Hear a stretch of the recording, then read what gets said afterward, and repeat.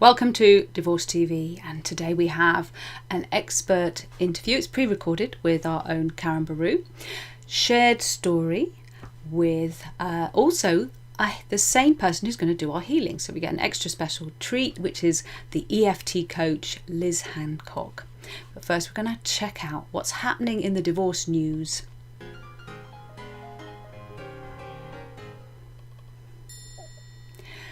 Yahoo Life talks about Rylan, who broke down at work after divorce. It says, should we all get compassionate leave for breakups? That's a good question.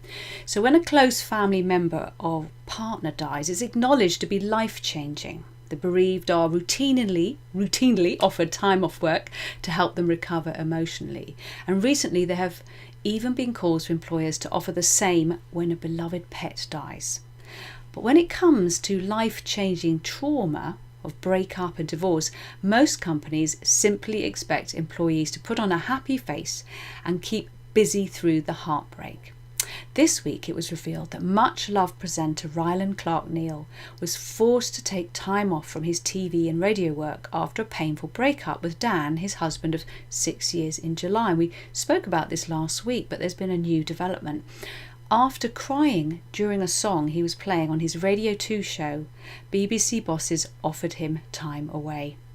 Rylan's one of the BBC's favourite stars, and insiders said when he returned to work everyone supported him, but when he broke down people were concerned he'd come back too fast.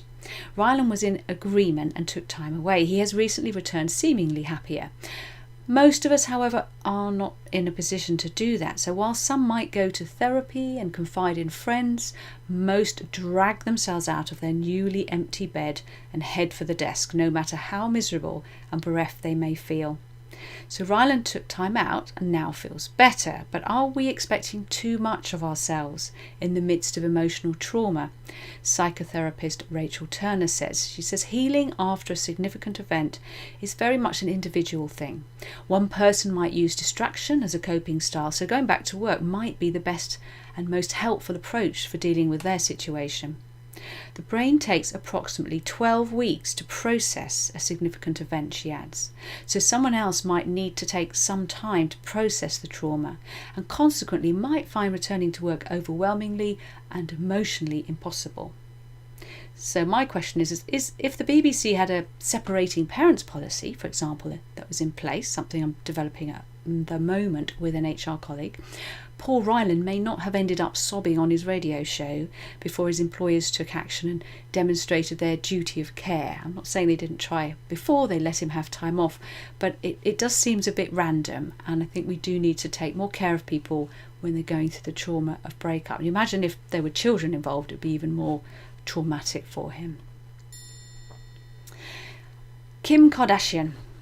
Here we go. Ex-Ray J is asking for joint custody over both kids after filing for divorce from Princess Love for the third time. So it's Kim Kardashian's ex, Ray J. That's what makes him famous, apparently, because he's her ex. But he's filing for divorce from Princess Love for the third time. And he says there is a prenup.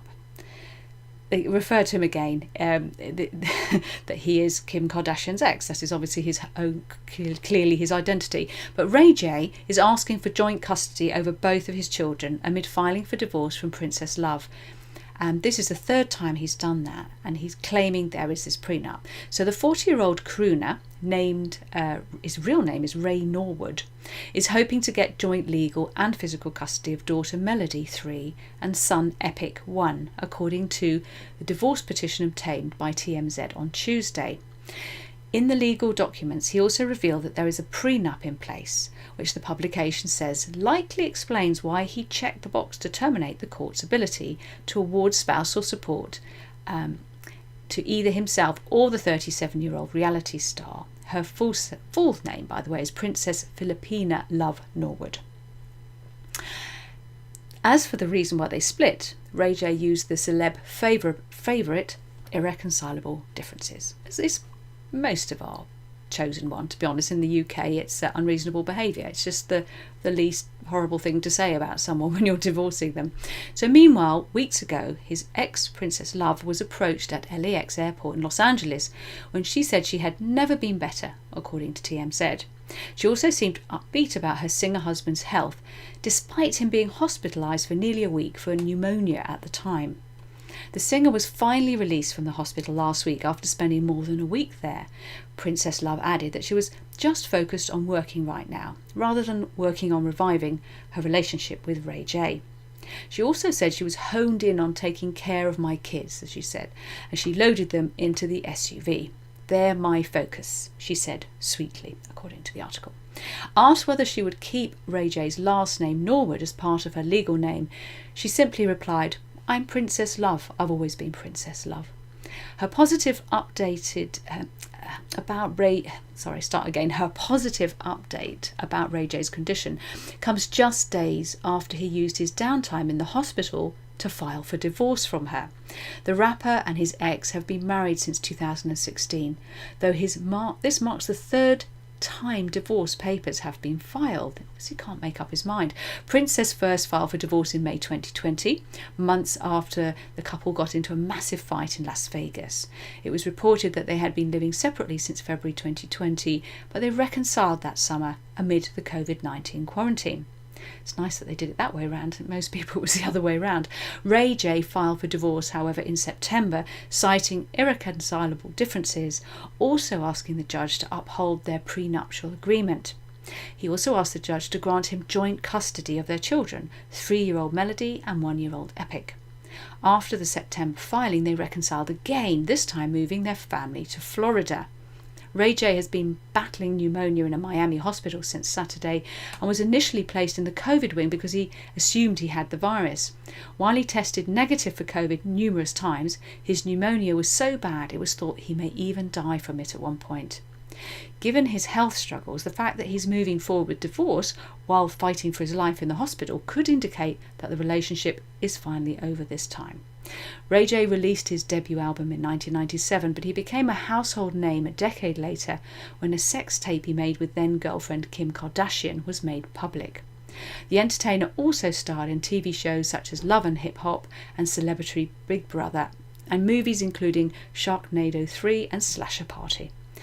It must be quite confusing for the children. Let me know in the comments if you think so. The 3 divorce petitions, maybe it would be good for them to have taken some time to work with a life coach, maybe get some clarity. Your kids need stability, not emotional chaos. And finally, Bang Showbiz talks about Sarah Gilbert and Linda Perry, who finalise their divorce. So the 46-year-old former The Talk co-host and the 56-year-old singer have officially ended their marriage nearly 2 years after they split, and have also been granted joint legal custody of their 6-year-old son Rhodes. A partial judgment was filed on the 15th of October, and in the court, the documents obtained by US Weekly, it was revealed that the pair mediated, great, they get gold stars, and reached the decision to not pay child support to each other. The exes also reached an agreement regarding their finances and assets. The Connors actress, who has 2 older children, Levi 17 and Sawyer 14, with former partner Ali Adler, submitted a stipulated judgment package to the court which featured the terms she and the 4 non-blonde singer had agreed on. Before they split, their split could be officially recognised by law, a judge needed to sign off on the settlement. Sarah and Linda's split came at a time of big changes for the Roseanne actress because she also decided to quit the talk show, The Talk. She explained, "This is something I have been struggling with for a while and going back and forth, but I've decided it's time for me to leave the show. I loved it and felt totally empowered, but also, if I'm being honest about it, I think my life was slightly out of balance. I wasn't able to spend as much time with my 3 kids as I'd like, or time for myself. And as I've continued on, I'm starting to develop more things to produce, and I'm having opportunities to act and feeling like I don't know how I'm going to do it all." I'm sure there's many parents out there who feel like they don't know how they're going to do it all.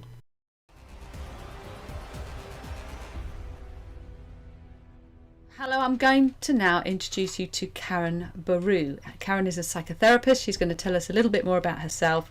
So welcome, Caron. I'm now bringing you into view. Thank you. I'm Caron Barruw, qualified psychotherapist, trained and licensed in the USA, been in the UK for the last 20 years, part of the BACP. And one of my specialties in my practice is working with families of all sorts, and specializing in couples and relationships and how to help couples resolve the issues of bringing together either blended families or conflicting marriage families or whatever the system that needs to change within families are. So that really is my passion. And I guess watching people change the way they live their lives is, for me, an extremely rewarding part of what I do. There's a very famous researcher called Judith Wallerstein, who's one of the most respected divorce researchers in the world, actually. And about 5 years ago, she published a book where she had followed children of divorce for 30 years, and some of them even longer, and had then interviewed them all through the stages of the divorce and the impact that the divorce had on them. And I guess the best conclusion from this is that it is not the divorce that hurts children. It is the war between the parents. And one of my greatest passions is to work with the couple, to work out the anger, the loss, the feeling around letting go of a dream, so that they have a neutral slate to co-parent their children, so that their children don't land up growing up in a war zone. Because it is that war zone that damages the children. So one of my greatest missions with couples of any stages is, sometimes even married couples who warring all the time, they're actually living like divorced couples within a marriage.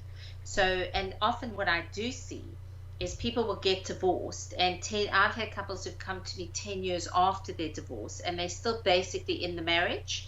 They're just living in separate homes as separate partners, but when it comes to dealing with each other and the war that the children are involved in, because the children become the target of the war, they're almost living the exact same as they were in the marriage, and they get quite shocked when I say that to them. But then we start to unpack the war.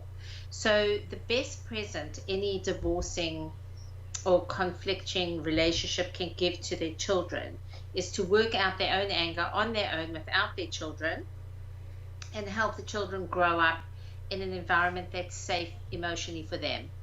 You brought your children into the world, and it is your responsibility to provide a safe, loving environment for your children, where they don't have to choose between a mommy and a daddy. They don't have to choose between who's more important, and integrating other partners, because the smaller the war, the better integrated the other partners are as well. Thank you, Caron. I wanted to ask specifically about the challenges of co-parenting. So when you've got other partners on the scene, because that does seem to be a huge issue. What are the kind of common mistakes people make that you could help them avoid, particularly also helping people to understand things from the child's point of view? So, it's very interesting, that co-parenting, because I'm going to start with married couples. Most married couples do not work on the same page in parenting. So no matter how good your relationship is, you will always have conflict about what kind of parenting values, parenting systems, because it's all learned from your family of origin. So right away in the marriage, you're starting off with two parents who probably think quite differently. The issue is that when they disagree, they're living in the same house. So they can go to each other and say, listen, did you tell Sally she can go to a concert by herself with her friends? Yeah, well, I didn't think it was a big deal. So they can work it out and work through the conflict, sometimes maybe not, and come to sort of some kind of resolution, because they're living in the house, and they can pull the child or the teenager or whatever it is in and have a family discussion. The problem with co-parenting, with parents who live in different homes, and there's a huge difference in this, in parents who are warring and parents who aren't warring. the number one rule I've set up with every single couple that I work with, whether they're warring or not, is no decisions are made without consulting the other parent, because children are genius at splitting. So if the child asks mommy for something and mommy says no, and then when they go to daddy, daddy says yes, the child then very quickly learns that they've established quite a good system. I mean, I've actually, once parents started talking to each other, found that kids who were getting double pocket money, double presents, double things that neither one of the parents ever bothered to check with the other one if they were actually getting that. So the number one rule, whether you hate each other, love each other, or tolerate each other, is for the sake of your child. If you can set up, and luckily today we don't have to talk to each other. We've got email, text, messaging. And as long as it's not abusive, because sometimes parents will use the co-parenting as a war game to hurt the other one or have power over the other one, and then the co-parenting actually becomes destructive. So one of the things that needs to take place is, in couples who aren't warring, there's no reason to not send each other a message about, things that the child asks for, or the value systems, or how they want to co-parent together. So it's much easier to co-parent in a non-warring situation, because you can have a meeting, you can sit down and discuss big things together. With warring couples, if there is a rule that you only discuss like a one-liner, does Sally have piano lesson today? Yeah, it's a one-liner, because Sally's told me she doesn't have to go, but of course Sally has to go, and the mother's paid for it, but Sally's told Dad there is no piano lesson, which then becomes a massive explosion because the system is so fragile. So the goal of co-parenting is to create a safety net where children can feel safe, coming from both homes and both parents. Because I'm a systemic therapist, I work with the system. So the majority of work that I do is with the adults, although I will have family meetings on behalf of the children with the adults to find out what the issues are. So I will bring the children in with a session with the adults, really to find out what the child thinks, and then I'll often refer the children to somebody else, because they don't want to see the same therapist as their parents. But when I do a family meeting together, the main issue that the children have is that they don't know who to trust and believe. Because if parents are fighting and warring, and everybody's playing, and I'm talking about the warring parents, not necessarily the ones who are okay working together, but the non-working together, the child feels like they're always in the middle. So even something simply like they have a birthday party and it's the other parent's weekend, and they're too scared to ask the other parent, and the mother doesn't want to ask the father, and then the child always feels like they're drowning in the middle. And so the most important responsibility for the adults is to look at the children's needs, not what your need is, but what is my child need? My child needs a system whereby they can talk to the one parent and then talk to the other parent, and not feel like it's a competition between who gets to say yes or no. And that's really what really destroys children. So if the parents can find some mechanism whereby the child needs come above their needs, the system can potentially calm down. Particularly referring to longer term studies, what actually happens to children when the parents continue to war and don't manage to sort all of that out? Well, I have a whole caseload of those 30, 40, 50, 60-year-olds. They'll end up divorced. They'll end up not trusting relationships. They'll end up not settling down, believing that love can be calm and quiet. They grow up believing that love is war. And then they will replicate that in their future relationships, where they will end up in warring relationships, and getting divorced is an option because they haven't actually seen what it feels like to be in a safe marriage. Even if one of the or both of the partners get remarried in a less conflictual relationship, if their primary family, the parents, are continuing to war, the message to the child is that relationships are war. So I often get people in their 50s who've been married 3 or 4 times, and when I do their family of origin history, they'll tell me that their parents hated each other got divorced, lived in separate houses, had a war their whole lives. So they don't feel safe that a marriage is something that's a loving, warm, holding space. It's actually a scary thing that's going to implode at any minute. So it really is vital to get it right. But of course, we're all human. We all mess up as parents at the best of times. You see, here's the hope. The hope is that children forgive very quickly, and that every single child wants to have a happy mommy and daddy, no matter how old they are. And I've had 30, 40-year-olds tell me that. So if parents realize that, let's say you have been warring and had a really toxic relationship with your ex, it's never ever too late to stop it. Because the child, as soon as they see the shift, it's what they've always wanted. So they'll test it in the beginning to make sure it's real, but as soon as they feel it is real, they very quickly shift into a healthier system of a non-warring relationship. So the hope for parents is that it's never too late to stop the war.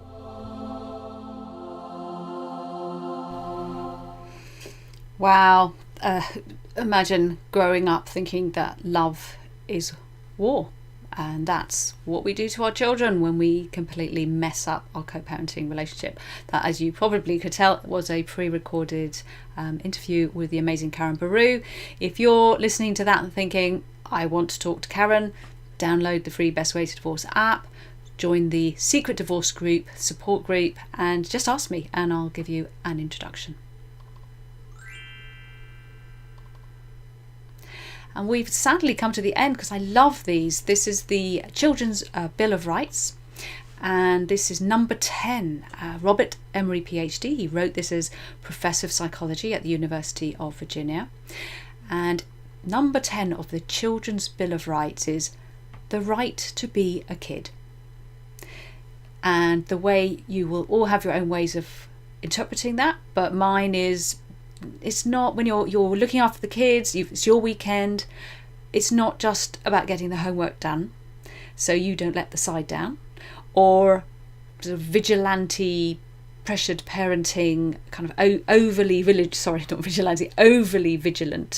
parenting, trying to compensate all the time. It's really easy to fall into that trap and to forget that they're children and there needs to be just time to play.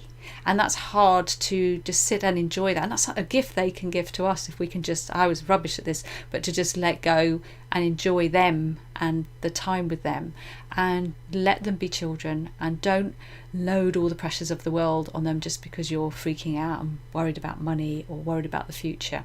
So the hard part, of course, as with most things in life, it's not knowing what to do. The hard part is doing it. But allow the children the right to be children. Put it on the fridge. We're now preparing for our shared story.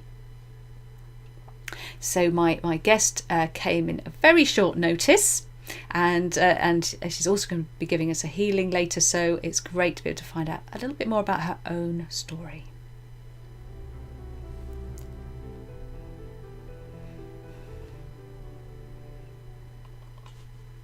And welcome, Liz Hancock. Thank you so much for stepping into the shared story slot. So share your story. You've got something personal to share, haven't you? Yeah, absolutely. I think I could share client stories, but I think, there's so much power in sort of my own story as to why I do what I do now. So should I just fire away or shoot? Cool. Okay, cool. So I've got a light shining on me. It's not ideal. I've been banned from the kitchen because the kids are making their own dinner. So a bit scary. I might have to rush off at any moment with the fire extinguisher. If we see any smoke coming in, I will tell you. So I separated 3.5 years ago, got divorced 2.5 years ago, and I want to talk about toxic money and finances around divorce. So I think the two main things with divorce and separation are obviously what happens to the kids, what happens to the house, which is part of the finances. And the kids was an easy one because I was the full-time mum. My husband worked in the city, very long hours. Everything fell to me anyway, so I knew nothing much was going to change. He had them alternate weekends. He manages to do a Wednesday night as well because he used to finish early before we were working from home and stuff. But when it came to the finances, it was just so traumatic. There was so much arguing and so much just like a realisation of, oh my God, we're not at all where I thought we were financially. And it was just part of this pattern of me burying my head in the sand most of our relationship. He obviously earned more money than me. He'd carried on working. I'd done my business, but then I downsized it again. And, you know, so he was the consistent earner. He was quite a decent earner. He had invested in property. I always asked, how on earth are we going to pay this mortgage off? I just don't get it. And it was all this story about, well, you buy this money and you buy these properties and then you remortgage them and you use that money as this. I never got it, but I just trusted him. Looking back, there was a big part of me that didn't trust him, else why would I have kept on asking him? And I was always trying to say, I need you to write everything down so that if anything happens to you, I know what we've got. I mean, we got so far as doing our will. That was it, really. And his property partner is one of the will people. I can't remember what that's called. You know, the person that does the wills with you. So, a will expert. Yes, so the executor. Executor, yeah. So I was told we had this £2 million property portfolio. We did have an expensive house, but it was highly mortgaged. And when it came to actually doing the sums, it was a completely different story. The property was worth 250 grand, apparently. He included in my settlement figure, it was all what he came up with and told me, this is what you're going to get. He included my engagement ring and a eternity ring he'd given me. He valued those at 15 grand. And I know for some people are probably thinking, well, lucky you, that's a decent amount. But compared to what I thought I was going to get, and I didn't divorce him for his money, I didn't marry him for his money, but it was just such a shock. And just to know that we weren't where we were, and it wasn't even the finances, it was the betrayal and the fact that I knew something was wrong, but I had just ignored it. I'd ignored my intuition. I trusted him. I just felt really stupid and really disempowered. And the more women I talked to that had been through this, the more people I found out that this has happened to. And I just felt dumb. I felt like a stupid, idiot girl who hadn't listened to anything she'd been taught about independence and financial empowerment, even though I was doing this with my clients for their businesses. So I was a business coach, but I was doing money mindset for business and success. So I was really into money empowerment and money mindset, and it really worked. So when I went through all of this, it was pretty devastating. And in the end, and it was a fight. You know, he used to threaten me, and who knows, he might even watch this, but all I'm speaking is the truth. So, you know, he said to me, you better be nice to me, else I won't pay you. And when I moved, it was like, well, I'm still paying your new mortgage because it's my money that's paying for it. You know, just that pure abuse, actually. Mm-hmm. And actually, I've since learned very, very recently, police have told me through other discussions with them, that financial abuse and emotional abuse is actually illegal. Not supposed to do it. So if I'd wanted to, I could have actually possibly done something about it. But I had no idea. And I don't even know if it was then, because that's coming quite recently. But basically, it was just awful. And I just suddenly thought, all these money processes that I do for my business and with my clients for their businesses, can I tweak them and reapply them to this situation? So that's what I did. I used myself as a guinea pig, and it was amazing. And it wasn't, even though it's money mindset, just like in business, it's usually about not wanting to put yourself out there and being worried about doing Facebook Lives or, you know, what are people going to say about me, charging lots of money.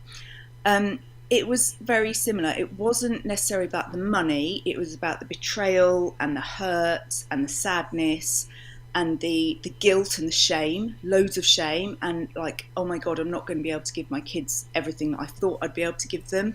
not going to be able to go on nice holidays, because let's face it, we all love our holidays. Just so much fear, and also like, oh shit, I'm going to have to work for the rest of my life, which actually at one point I didn't have to do that. So, you know, and then afterwards, this was a huge thing that I needed. This was actually the catalyst that made me think I need to use these processes on where I am now. In the new year, when I'd moved to a gorgeous new house, downsized, but actually the house is nicer than the old house, because the old house was supposed to be knocked down and rebuilt. This one doesn't need knocking down. I had a conversation with my dad, because my sisters had been a bit bitchy and I was quite obsessed about it. And my dad explained that they're all really angry because my house was worth so much more than theirs, and I'd fallen on my feet like I always do. And just that, I mean, I can even now I can still feel it a bit emotionally. Like, just talk about kicking. You know, why? And you, the way I'm talking, you think I'm a millionaire. I'm really not. Some of my family live in Cumbria in houses that don't cost very much. So there is a disparity there, but there's also disparity in the way I've lived my life and the money I've earned and how hard I've worked. So to me, it just felt so unfair, and I just found like it was almost like magic. I had all these clients coming to me suddenly, because I was very much relying on referrals back then, that needed help in their relationship or after their relationship.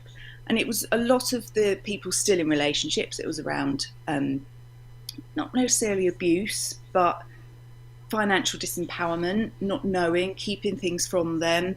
Should I stay? Should I go? What if I do? What if I don't? All those kinds of things. And for some people that were out of the relationship, I did a talk similar to this one, but a bit longer, with an actual process in it, for a women's group, and got a lot of clients through that. And just so much disempowerment, like divorces that had happened, but they were still fighting, even though they'd had court settlements and you know, everything had been agreed properly. One lady was she was an ex-lawyer. And you just think, my God, how? And she said it, how do I'm a clever person. How have I got myself into this mess? I've got 3 kids and I'm reliant on him. And he's with a new wife saying, oh, well, I love her. She's a career girl. She's never going to give up work like you did. And like looking down on her, and because she gave up her work, but that's what they agreed to do. So just this whole thing. I was talking to a guy yesterday who was moaning about his wife because she won't go back to work full time. They're separating, and I just said, you know, what was the agreement when you first had the children? Well, that's changed now. Yeah, but she still wants to look after them. It's a classic. I love that. Well, I hear that and I say, have you got children? Yeah. How old are they? They'll be like 2 and 4. Okay, well, who's going to look after them then? It's just, people go a bit mad with divorce. But I mean, I remember that feeling stupid moment myself enormously, because I had no idea that there were about £40,000 of debt. Just didn't know. And it was trust. It was not, you know, not opening the envelopes that had his name on, and just not having any idea at all. And you do feel stupid. But just to finish off on this shared story, what was it that helped you? Because the psychological side is massive. It's you're knocked to the ground emotionally, psychologically. You've got family members who perhaps haven't been through a divorce with children, so they really don't understand, bless them. There is no really falling on your feet. It's more like survival. They don't understand that. So what were the tools that you used? So the main tool I used, hence why I call myself the EFT coach, was EFT tapping. EFT stands for Emotional Freedom Transformation, Emotional Freedom Technique. Sorry, but I've also coined the phrase epic fundamental transformation, because every time I've used these processes with the EFT and the coaching that I do on myself and other people, it has been pretty epic. It's been massively fundamental to who I am as a person and to my future and to who I am as a mother, how I am as a mother, and yeah, just so transformational. So for me, I have to say it was EFT, and that enabled me to build up my resilience to be able to have the fight. We managed to stay out of court, which saved us thousands. Yay, well done. Yes. Gold star. Yeah, and we used to do Zoom calls because I was like, I'm not having a face-to-face conversation with you. I wanted to record everything because he was vile.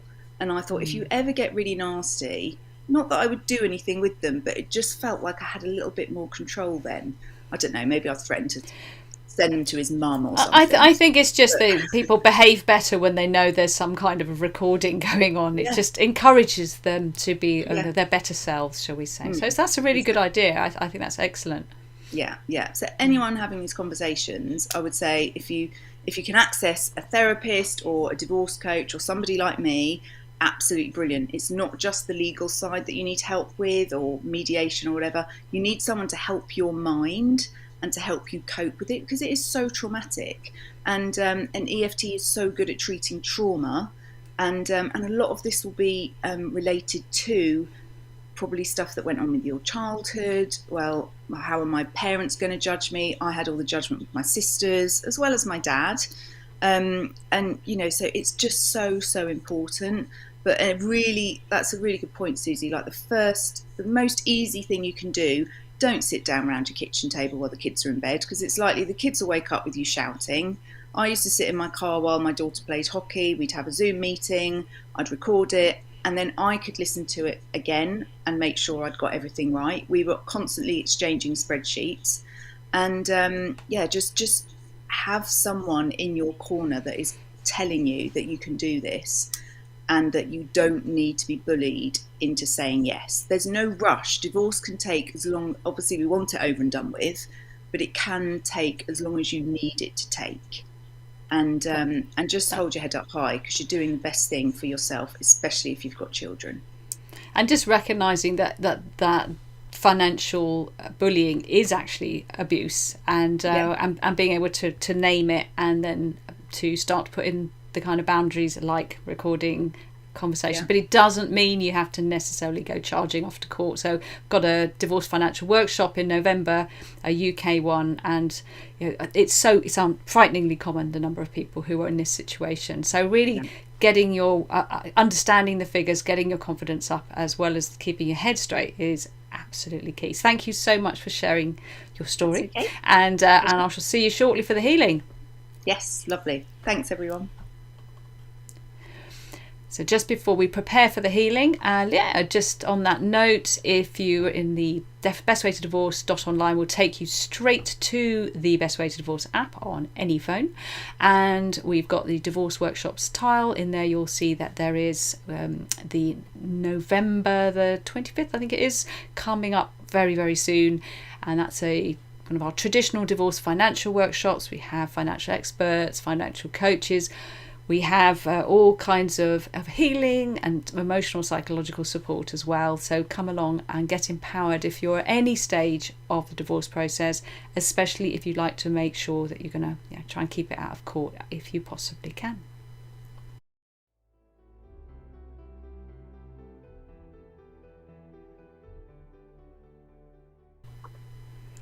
So she's back again, deja vu. So we're gonna, just before I let you loose on everybody, perhaps you could just say a little bit about what you're going to be doing. And let me warn you, this is going out on iTunes and local Forest Road, Wild Heart Radio. So if you can verbalise what you're doing, especially, and also if people want to shut their eyes then as well, they'll know what you're doing. That would be really good. So otherwise a whole load of people will be completely confused and won't be able to join in, which would be a terrible shame. Sure, brilliant. Okay, thanks, Susie. So I'm going to be doing what's called EFT tapping, Emotional Freedom Technique, or tapping. And it's literally just tapping on your acupressure points. So I'm glad you said what you just said, because I wouldn't have said the points, because I thought everyone's watching me. But it's literally just tapping on, it starts off, and I will say the points as I go around, the start of the eyebrow. And you tap with 2 or 3 fingers. Not really, you don't want to hurt yourself, but you want to be able to feel it. If you've got glasses on, you might need to take them off. So the start of the eyebrow, the outside of the eye, where the eyebrow ends really, under the eye, which might be a bit tender for some, so you might want to do that one a bit lightly. Under the nose, on the chin, on the collarbone, which actually isn't the collarbone, just where your collarbone is, it's just a little bit lower than that. And then the top of the head, ideally the crown, But as long as you get these places partly right, and if you get lost, don't worry, just carry on. You can't do it wrong. And basically these are acupressure points that would be used in acupuncture. And they're all related to different meridians and part of your energy system. I won't go into all the science, but the way I like to explain it, if you think about your energy system as being kind of this extra layer around your body, that it's just like your arteries pumping blood, it's just pumping energy around you. And if you have lots of trauma in your life, if you have illness or grief, or we all have crap that happens, and it doesn't really matter how big or how small that is. You don't need to measure it against other people, because the body registers trauma as trauma. Obviously some things are going to be far more upsetting than others, but also what people can cope with varies as well. So there's no measurement, there's no comparison, it's what it is for you. And so if you have these things happen, you're going to get a blockage or a kink in your, like a hose pipe gets a kink and it can't go. Your energy system is like that. So we need to straighten the kinks out, release the blockages, and just let everything flow freely. So this is literally reducing the cortisol in your brain, reducing all the stress hormones that's going to give you those endorphins, make you feel much better. When we're in a stressed state and we're in fight or flight or freeze mode, and it might be a very subtle version of that, you might not even realise it's happening, but you might feel hot or sweaty or palpitations, whatever it is. You might not be sleeping well, all those things. The prefrontal cortex gets closed down, and the amygdala, I can't remember where exactly it is, but the amygdala gets triggered, and that pumps the stress hormones through your body. So we want to lower those stress hormones, and when we do that, the prefrontal cortex, which is the problem side of your brain, fires up again. So that means that you can be problem solving, you can be logical, you can act from a more measured space, not just from an emotional space when you're doing these negotiations or having these arguments. Let's be honest, that's what they are sometimes. So that's how it works, and that's all you need to do is just tap on these points. I'm going to say some words, and you just repeat them. And if you're in a public space and you don't want to, then just say them under your breath or silently. But if you can say them out loud, great. I'm going to keep it quite broad and simple, but obviously this is high level because I haven't got a client right in front of me, but we obviously do go a lot deeper when I see people one-to-one and a lot more specific. So obviously if there's major abuse, domestic abuse, or any abuse really, but especially if it's been physical or deep emotional abuse, I'd say just be wary, just protect yourself. And anyone, this is very, very, very unlikely, but if anyone has what we call an abreaction, where you feel worse afterwards, not better, please, please, please reach out to me. I can jump on Zoom with you and we can sort it out really easily. But that's kind of like my safety valve. It shouldn't happen, but it's happened to me once with one client, and it in a presentation, we solved it really, really brilliantly, very quickly. So all I'd ask you to do, shall I get started, Susie? Yeah, I'm going to move you onto the full screen, so I'll mute myself so you won't hear me repeating what you say. Cool, lovely. Awesome. And I love the music in the background too. So what I'd like you to do is just close your eyes and take some really nice deep breaths. And I'm just going to put my phone up here so I know how much time I've got. Start my stopwatch. Brilliant. Okay, so close your eyes, put your hand on your heart. You might want to put it on your belly and just take some really nice deep breaths. See how sort of tune into your body. Where are you feeling any stress? You might be feeling it in your stomach, you might be feeling a bit sick, you might feel your throat close up. When we're shut down and we're kind of like told to be quiet, we can't speak our truth, then that's often, so I'm just having problems with my microphone. There we go. That's often a signal of literally not being able to speak our truth, of being shut down, which is obviously a huge thing for us when we're going through a divorce and separation. So I just want you to acknowledge any feelings that are there, any physical feelings, any emotions. Some of you might already be getting a bit teary. If you're not, that's fine too. And just think, okay, these emotions that I'm feeling when you think of your divorce, past, present or future, words like betrayal, lies, the fear, the disempowerment, the embarrassment, the grief, the shame, confusion, feeling really stupid, might just be utter disbelief. I want you to just kind of like wrap those up and give them a rating between 0 to 10 in terms of how intense they are. So 10, massively intense, and I'm like, I want to burst into tears, this is awful. And don't worry, because we didn't get that down. We're going to get that right down. Okay, so we're just going to start tapping on the points and tapping on the eyebrow to start with. So I'll say the words and you just repeat them after me. And if they sound too strong, just go with it. If they don't sound real, that's fine. If the words are really not right, then just replace them with whatever is in your head. Okay? So on the eyebrow, tapping on the eyebrow, all this betrayal outside of the eye. All these lies. So you repeat all these lies. And by the way, if they're your lies or your betrayal, there's absolutely no judgment here. It's fine. So this will work for that too. We haven't even got onto infidelity, but that might be a part of it. So acknowledge that if it is. Under the nose, all this fear. On the chin. What's going to happen to me? On the collarbone. I'm so scared. Top of the head. All this disempowerment. On the eyebrow. I feel so stupid. Outside of the eye. I feel almost childlike. Under the eye. It's reminding me of being a scared child. Under the nose.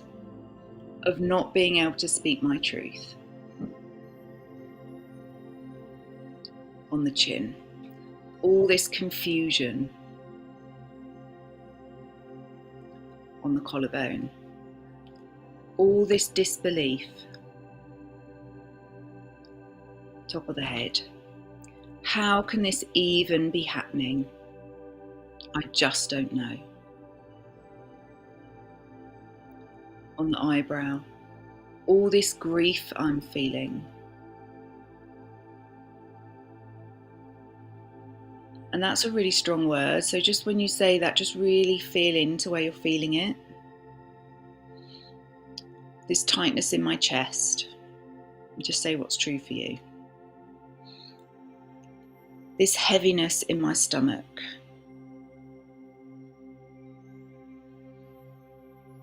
My beating heart.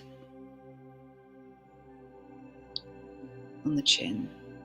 I feel hot and sweaty. On the collarbone. My brain feels like cotton wool. Top of the head. This sadness weighs so heavy on my heart. On the eyebrow, all this anger. I can't believe I'd forgotten about the anger. Maybe that's because I don't feel it anymore. Most of the time. Outside of the eye. I'm so angry. Or maybe I'm just too tired to be angry. I'm exhausted with this. All this guilt and shame. I totally honour that this is what I'm feeling. I totally honour all these emotions. I honour all these physical sensations. And I'm open to letting them go. I'm open to releasing even a fraction of them. I can breathe more deeply. Breathing in self-belief. Sorry, I haven't been saying the points. On the collarbone. Breathing out fear. Top of the head. I soothe and comfort myself as I breathe in. Eyebrow. I release all this fear as I breathe out. In the eyebrow. Outside of the eye, sorry. I'm letting as much of this go as I can. Under the eye. In this short time I'm giving myself. Under the nose. I'm honouring and letting go as much as I can. On the chin. Without any pressure. On the collarbone. Breathing in self-forgiveness. Top of the head. Breathing out this disempowerment. On the eyebrow. Letting this go from every part of my body. Outside of the eye. Letting this go from all my joints and ligaments. Under the eye. Letting this go from every organ in my body, every muscle, every bone. Under the nose. It feels really good to let this go. I breathe in more deeply and I breathe out any remaining emotions. Top of the head. Feeling a warm blanket of empathy and forgiveness wrapping around myself. The eyebrow. A beam of sunlight shining down on me. Giving me trust outside of the eye, giving me trust in the process. Under the eye, trust in myself. Under the nose. My kids and I will be okay. I'm safe and I'm strong. We're safe and we're strong. On the top of the head. We're safe and we're okay. Okay, everyone put your hand on your heart, take a nice deep breath. And I want you just again, close your eyes, feel into your body, feel into your emotions. And you might need to keep tapping, just keep going round and round and just keep on releasing, keep verbalising what you're feeling. But that might be enough for you. Rate how you're feeling now on a scale of 0 to 10. Hopefully it's gone down. It should have done. If it hasn't, you've got to contact me and I will help. But hopefully that's just shown you, just in 10 minutes, how we can shift these emotions, shift these physical feelings. The mind-body connection is so powerful. And when you're going through something like this, you've got to look after your emotions, to look after your physical health. You've got to look after your physical health in order to do the best job of looking after your emotions. And this just bridges that gap so beautifully and helps everything join up. So I hope you found that calming. I hope you found that useful. I'd love to get any feedback. I'm not sure if I'm supposed to give my little spiel here or if Susie comes back on. I'm come back on only because we have to end the show because we go over. It won't fit various slots that I've got for it. Thank you so much for that. That was lovely. I've got lots of pink spots all over me where I was tapping away wildly. You can get more information from the links that wherever this is going to be showing by the morning. I'm sure you'll find that there will be links to more information about the tapping EFT that you'll be able to access. So, on the battlefield of family separation, in the war of divorce, always make peace your weapon of choice.